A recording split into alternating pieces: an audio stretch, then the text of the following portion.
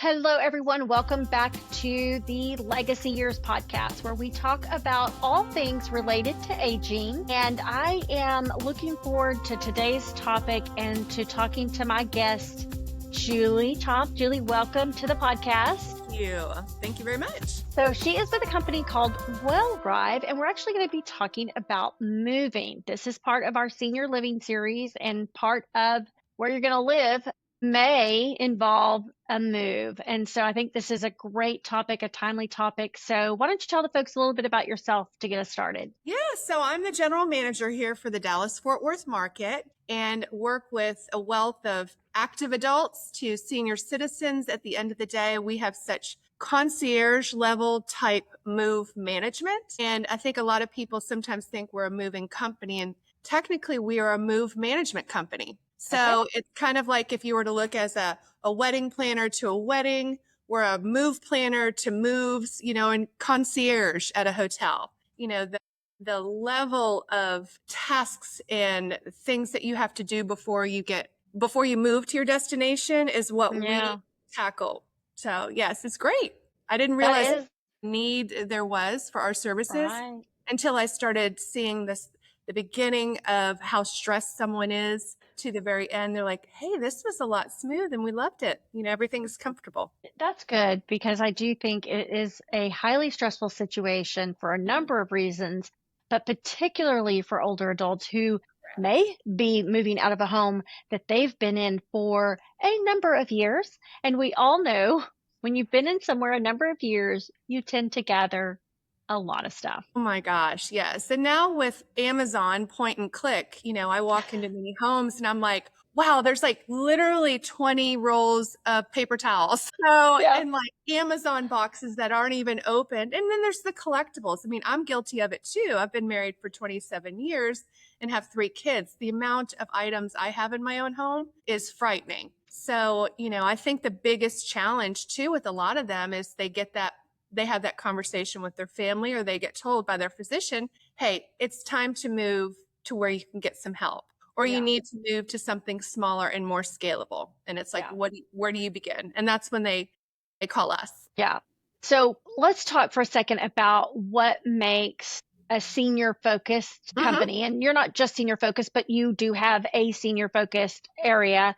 How does that make you different from like your traditional mover? I think that one of the things that I have really learned in working with senior living communities is, if you call a moving company, you're tied into their movers, their people. With Wellrive, we work with a wealth of highly vetted moving companies. We outsource it, which means we're able to turn a move over very quickly.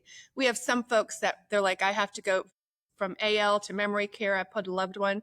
We can turn that around next day. So there's a lot of advantages to working with a company like ours who have untapped resources. With that being said too, our concierge level of services are really needed. Going back to talking about how people have so many things and they all have a story behind them. They all have a special purpose. And a lot of them don't want to be told you just got to throw that away, or the families don't want it. We have a wealth of folks that we work with. We've got someone who's got ball gowns that we're donating to the fashion museum at the University of North Texas or Dallas or something like that. We have folks that have items of high valuable, so they'll need a collectibles advisor, whether it's guns, coins, silver, that sort of thing. Some of them need floor planning is huge. And then the traditional downsizing. The physical aspect of downsizing is too much sometimes for seniors to get on the floor, stand up, carry the boxes and everything, where our team members come in and can take the physicality out of it. And also too, some of those family members can't agree on what goes where and who gets what. So it's great to have kind of a middleman to come in and do it.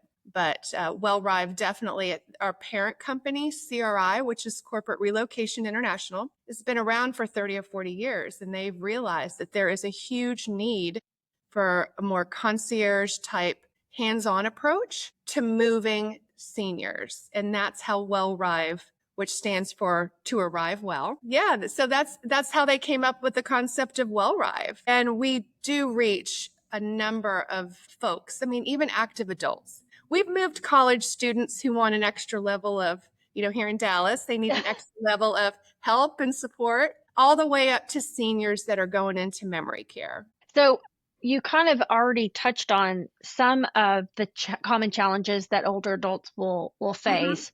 But what are some of the other things that you see as challenges for older adults when they're preparing for a move, and how can you guys help them overcome some of that? Well, I think of some classic examples of, when I walk into a consult, I'm the one who usually does the first initial consult. I can see that they're all over the place and they don't know what to do with this.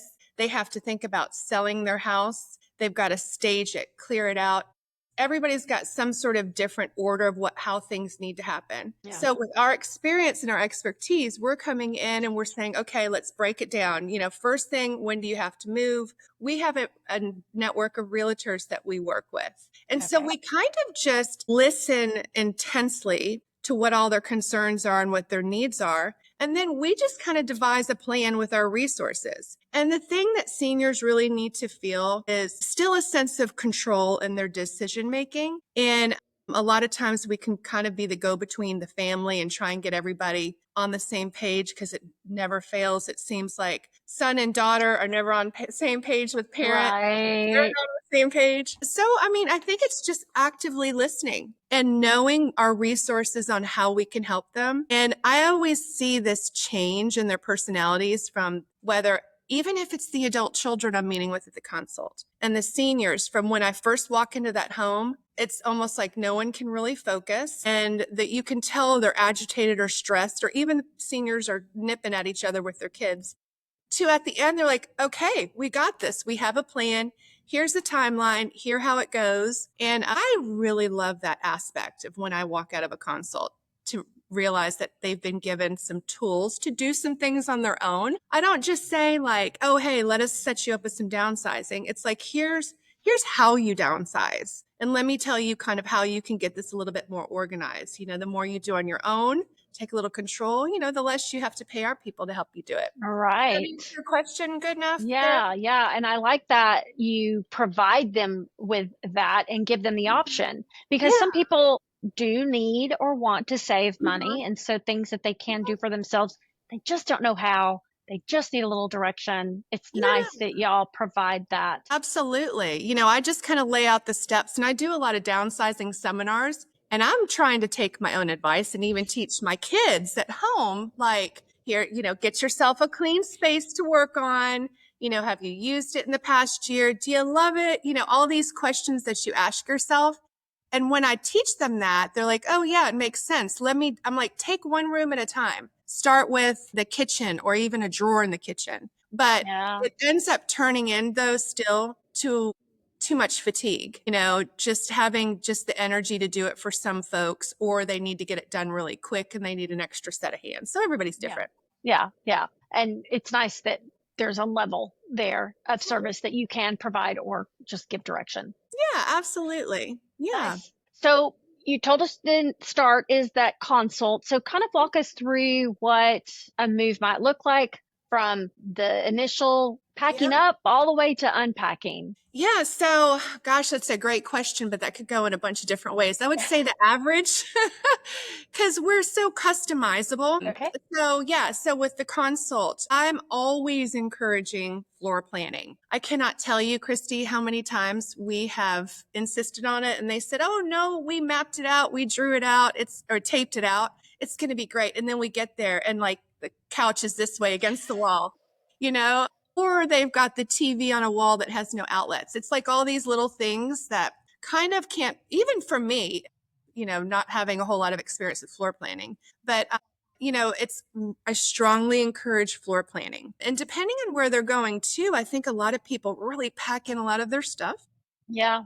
and that it's a safety issue. But I would say that, after the consult, I'll put together the estimate and write out the plan. And floor planning, I always strongly encourage downsizing at least one session of about 4 hours. Because another thing, if they don't want to do it on their own, I'm like, well, just do one session for about 4 hours with somebody and they'll really teach you hands-on how to do it on your own, right? And then we have, I mean, aside from a ton of other services we have, let's just say somebody goes straight from floor planning to downsizing. They're like, okay, it's time to pack it up. So packing, depending on the client, because some get stressed really easy, we break it up into 2 days or we just do it in 1 day. And just a side note, like our team is so experienced with seniors. And in fact, some of them did the dementia friendly course today because I want them to understand how to work with different family members and folks with, you know, dementia or Alzheimer's. They're kind of trained and experienced enough to notice cues. Like that's when our move manager will say, I know this project and we need to break up the packing in 2 4-hour increments, or they're great, we can do it all in 1 day. Then after packing is the move day. And with move day, we try and keep things like, I don't want to say simple because it's the most chaotic part of the project, but we usually have one of our move managers on the job to supervise the entire move and the load. It takes the burden off the family to where son and daughter can concentrate on mom or dad if they're, we just kind of take the reins on it. And then that evening, we do what's called an essentials unpack. That's where we try and well, of course, we don't try. We get the beds made up. We set up the toilet paper and the bathroom and all the essentials for the kitchen so that they can settle in nicely the night they move in. And then we let them rest because move day can be too long. And then the next day is when our team comes in to help them unpack, organize, and settle in. And at the end of that day, we do a walkthrough. We make sure where everybody knows where everything is. I will say one of the also unique traits of what we do is we do what's called replication. And so we're taking pictures at pack day of how something is all set up. And then we're replicating it and setting it up as best we can in the new space. You know, that's really important. That's important to all of us, I think. Yeah. You know, I mean, even at my age, I don't like too much change. I want to see where things are. Yeah. So it tends to be super important regardless whether you're a senior or not. And then many of our clients continue to call us even after their move. They might need some design help. Like, okay, we're moved in. I need a designer now. Or, okay, we've moved in. I need pictures hung. I need to have my kitchen organized. Let's go to Container Store kind of thing. So a lot of people use us and not even move. So because we are also Okay. the National Association of Professional Organizers. So, you know, our professional team can do a lot without even us getting a truck and some guys to move. So it's great. So, a couple of things that you said that I love that I think are so smart is the essential unpack, Mhm. allowing them a little breathing room. And Yeah. I think that's a tip that anyone can take if Yes. they're, moving an older adult. And then the replication, that's amazing, Mhm. especially for someone who may be starting with some memory issues. There's a comfort level there to having your things where they were before. Yeah, that familiarity, you know, Yeah. of it all, so important. That also still gives them that feeling of sense of control because they know Hmm. where things are. I mean, even we had a client who called and was like really upset. I can't find my Le Creuset pot, and so I called the manager, and she was like, "It's on the bottom right next to the stove, just like it was in her old place." You know, so Yeah. kitchen, we're trying to keep everything as consistent as we can. And so that's what I appreciate about our team is they pay attention to those details. Yeah. So let's talk about downsizing because I think this is one of the biggest hurdles for all of us. I Hmm. think we are a society of too many things, but particularly for older folks. So when you guys are helping someone with that process and you walk through that downsizing conversation, how do you help with those tough decisions and what did help them decide what are they going to keep, what are they going to gift, what are they going to get rid of? Well, I mean, definitely there's a series of questions that we ask. You know, we definitely want to understand some items. It's like the tools in the garage. Mercy, I'm telling you, some of these garages have tools for 80 years, you know, but there are some like, okay, talk to me about this garage. Is there anything in here that holds really large significance? And somebody might have a story about something like that takes a different direction. Okay, well, what would you feel good about it? You know, we can get Habitat for Humanity to come pick it up for you. We can donate it or throw it away. You know, so we do try and vet them for what is of super emotional attachment, right? But Yeah. the rest of them, I mean, at the end of the day, I mean, all we have to do is just ask them, have you used this in the past year? Can we try and repurpose it somehow? Do you love it? And do you really need it? So there's like, we don't really need 12 coffee cups when two of you are going to a one bedroom. I mean, we don't say it that way, but you know, Right.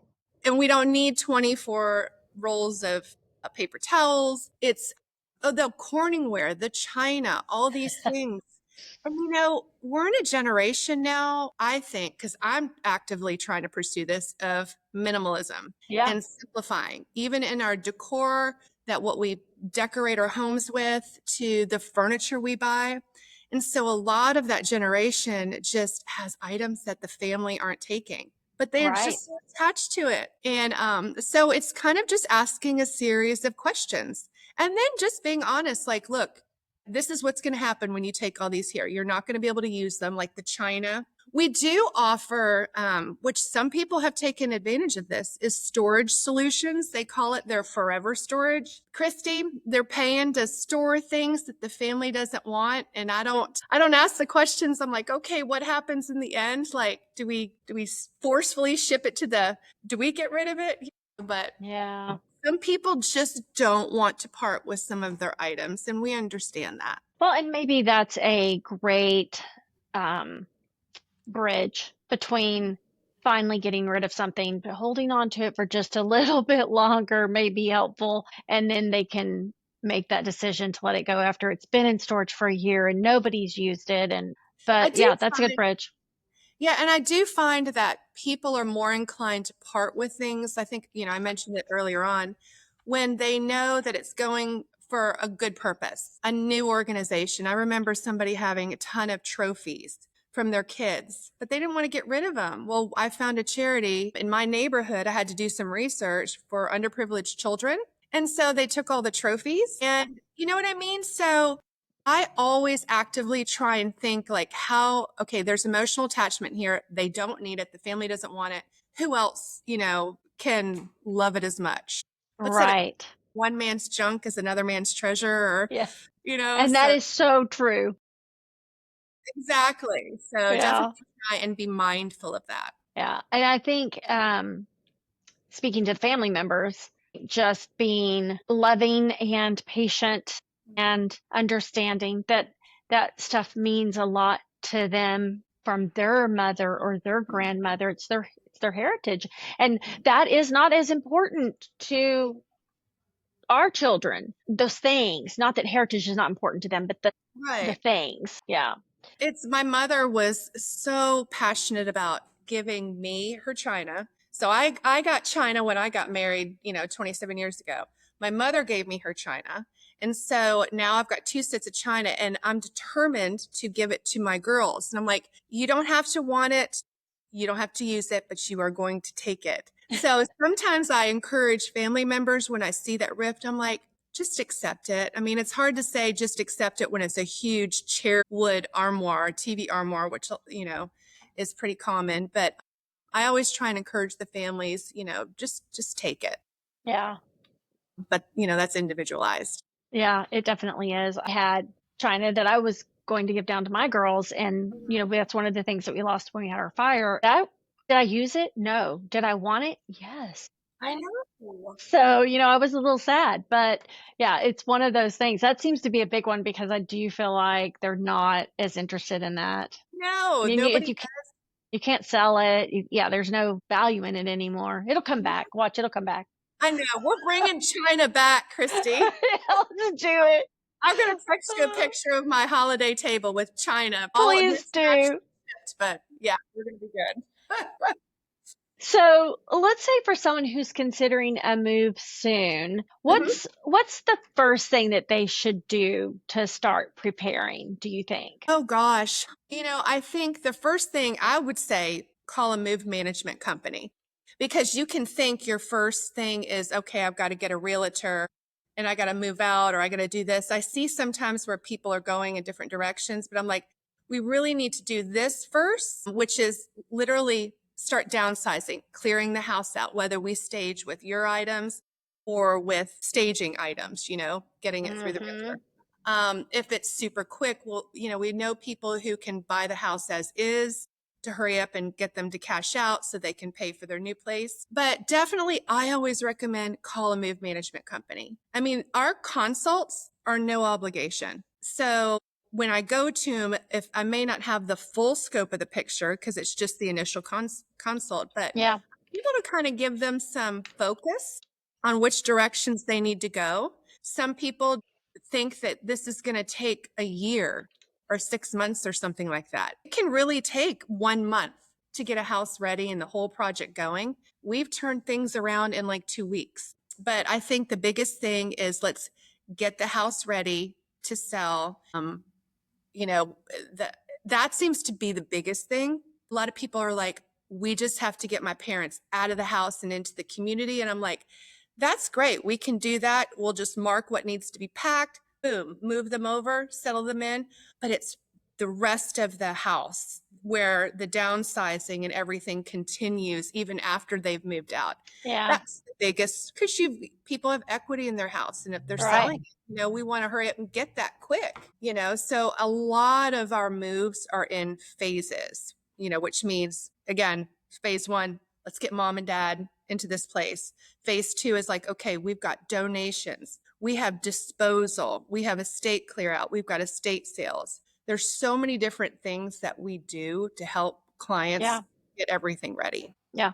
And I think it's important to note, number one, I like that you said they can consult with you Mm-hmm. initially for free to understand what they're looking at. But in some cases, you guys may make them some money that they could use to pay for your services just by being there because things that they don't know the value of, or the Yeah. time wasted, or I mean, if you think about the time wasted while you're still either sometimes making a mortgage payment or paying taxes, utilities, upkeep on a home, not putting it on the market, all those things cost money. So, using someone like you could Mm-hmm. actually, in the long run, save them money. Save them, absolutely. And from the things that I can teach them to do on their own to, and we see a lot of times too where people have already closed, but they're not ready to move in because they feel like they have to be at home with all of their current stuff. I'm like, no, let's get you moved to this new place. You're paying on it. And then behind the scenes, and too, when they've moved out too, behind the scenes, it's much easier for us to bring a crew in. Yeah. And, realtors kind of usually want them out of the house. It's very difficult to keep the house ready to be shown, with them Yes. in it. Yeah. So that's why it's all in great phases. Yeah. I also want to be real clear. You guys are not moving brokers because I've heard some scary stories about they contract with a moving company and the moving company actually brokers it out to someone that they don't know, and it's a chaotic. But you guys, I love that you're on site day of the move. That is reassuring to people. So a Mhm. lot of good things about what you said. I hope people pay attention to that. Yeah, it's just at the end of the day, it is just like move concierge. It's like a move planner where we're handling. We've done this so many times that we know what to anticipate. And that's what I love about several of our move managers is like they've done this so much that they're forward thinkers and they can anticipate what's going to Mm, be a problem and be prepared to pivot. One of the challenges I think that we have is from consult to, okay, great, we've got a move prep now. We're getting ready to go do the move. Scope of things can change between consult and move prep, and then move prep and move day. And so we have to be able to pivot. Sometimes the adult children will like, I'll pick up that couch and that table and we'll take all the last plants. And then move day comes and we're like, they didn't pick up all the items. So that we're just used to pivoting as well. makes sense. Mm-hmm. So, Completely. any last advice that you would like to leave our audience with pertaining to moves for older adults? I think working in sync with your move manager is key. Communication and just being openly honest at the time of the consult with what your fears are, the challenges. I mean, just bring up anything and everything. And I promise we have a solution. There was this one gal who was so worried about the energy in her new place and spatial awareness. We have a feng shui expert. So, Okay. yes, We have, so all these cues that I get at the consult, I take major note of. And, I always tell this one story too about how somebody had it's a gravy boat in the shape of a cow. And they knew that it had some value to it. So I reached out to our collectibles advisor that we work with, looked it up. Turns out this odd looking gravy boat of a cow was worth about $700 or $800. Wow. Yeah, so it's kind of all those things that we try and listen to as much as we can. And our services are completely customizable. I mean, we're hourly. So people can use us as much or as little as they want. Nice. That makes it so much more affordable for a lot of folks rather than just receiving, here's a flat rate for your project, this is what you get, and boom, we're done. Yeah. Another tidbit for sure is when you're working with a move management company, like our employees, the team that I personally hire, they're all background checked and they are employees. They are not independent contractors. They are folks like you and me, Christy, stay-at-home moms or active retired seniors themselves. I have some great college students that are helping Nice. as well. So I'm really proud of our team, and we've got excellent cybersecurity. I mean, working with a big company like us, we're not just writing down credit card numbers on a piece of paper and a sticky note. We Yeah. have excellent cybersecurity, because there's a lot of fraud that happens with seniors. Yes, there is. Yeah. So definitely step one is call a move management company and look for those. Call WellRive. I don't know of anybody else that's like us. I know I moving. don't. Yeah, I think we are the GOAT in move management for sure. You are definitely. I've Yeah. not heard of anything like you, and I love what you do. I do think it would make people's lives so much easier and save them money in the long run. So I'm on board. I love it. Okay, great. Well, I sold you. Yeah, yes, you did. Well, thank you. I appreciate you being on today. I think this was great information for folks, things that they may not think about. Even if they don't use a move manager, you give them some good things to consider. So thank you. I appreciate it. You're welcome. Thank you, Christy. Absolutely.